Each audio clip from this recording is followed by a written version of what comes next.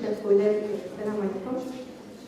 Donc, Dr Chafaoui Maya, chercheur permanent de recherche en analyse psychochimique de Bousmaïl. Et là, la communication va porter sur les composés volatiles de l'huile d'olive extra vierge de la variété la plus dominante en Algérie, qui est la variété Chinelle, et l'étude de l'effet du stade de maturité.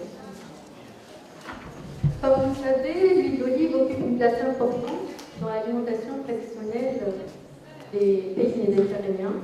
C'est là la principale source de matière grasse.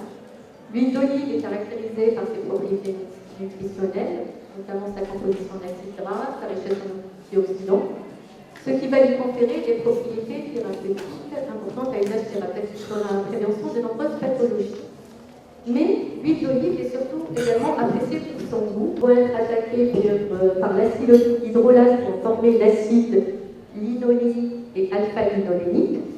À leur tour, ils vont être attaqués par la lipoxygénase pour former, puis ils vont être cinglés par la HCl, en aldéhyde, en alcool, puis en éther à 6 atomes de carbone. Alors ces composés à 6 atomes de carbone, ils sont associés à une grande qualité de l'huile d'olive. C'est ceux qui vont conférer à l'huile des notes vertes et fruitées et qui sont associées à une grande qualité de l'huile d'olive. Une autre branche additionnelle à la voie de la lipoxygénase, c'est la voie de clivage des hydroperoxydes et qui va aboutir à la formation des composés à 5 atomes de carbone, pareil, des alcools, des aldéhydes et des esters. D'autres composés vont être accumulés dans l'huile, ils proviennent de la voie de la conversion des acides aminés, de la fermentation des sucres et dans une moindre mesure des métabolismes des acides gras et de l'auto-oxydation. D'autres facteurs vont influencer sur le profil d'un composé volatile. Il s'agit du type de cultivar, des pratiques culturales, du climat, le stade de maturité de l'olive, à quel stade de maturité elle a été cueillie, le système de récolte, le stockage et le process d'extraction. Donc dans ce contexte, notre travail a pour objectif d'identifier et de quantifier les composés volatiles de l'huile d'olive extra vierge de la variété Chinelle et l'étude de l'effet d'indice de maturité. Donc les olives proviennent de la collection de l'Institut technique d'arboriculture sucrière, l'IDAF, de la station expérimentale de Siliéich, à Béjaïa.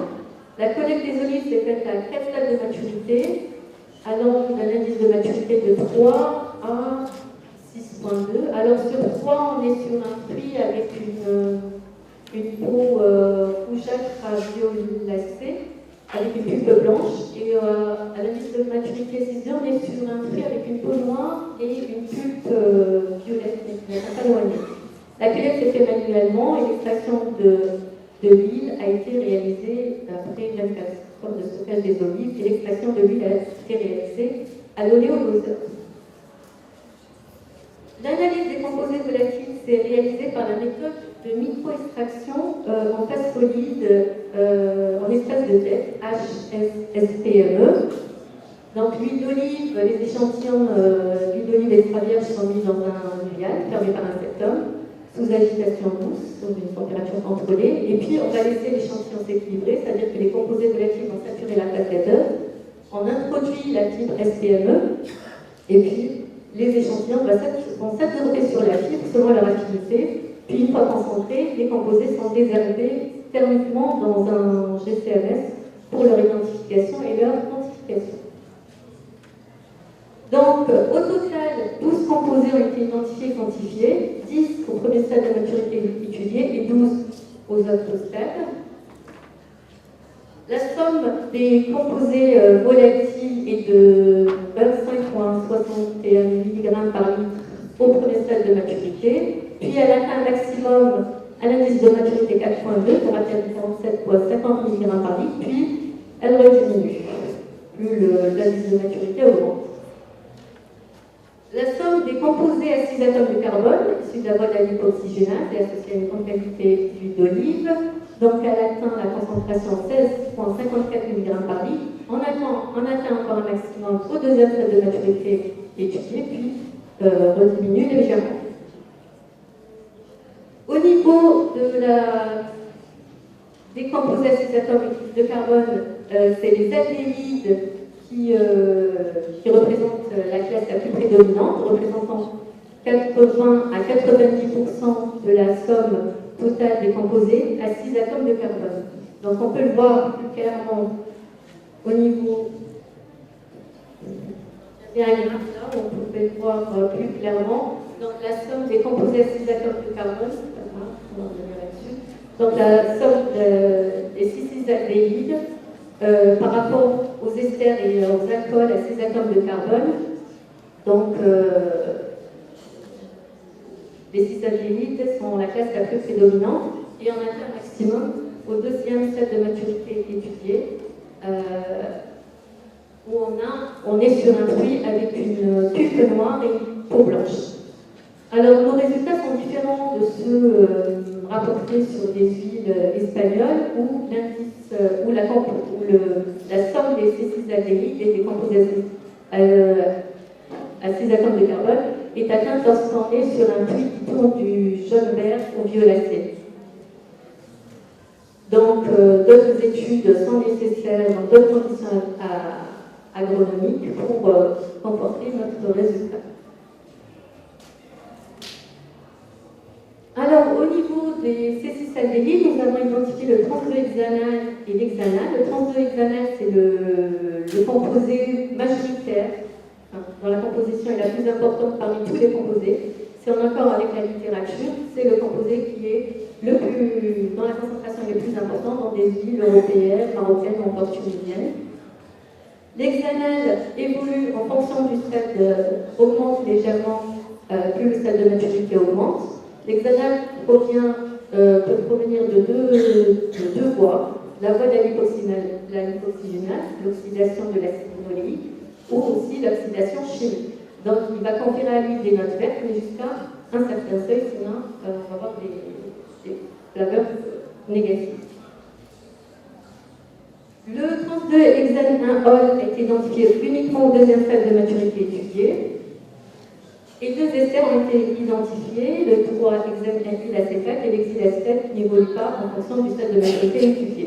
Alors les alcools et les aldéhydes, les alcools et les esters à 6 atomes de carbone ont une faible valeur, vont conférer des notes vertes et fruitées, mais à une valeur moindre que les aldéhydes, car ils ont une valeur olfactive plus faible. D'autres composés mineurs ont été identifiés, le thymène, le limonène, le bécaothymène, l'allothymène et le parmésène.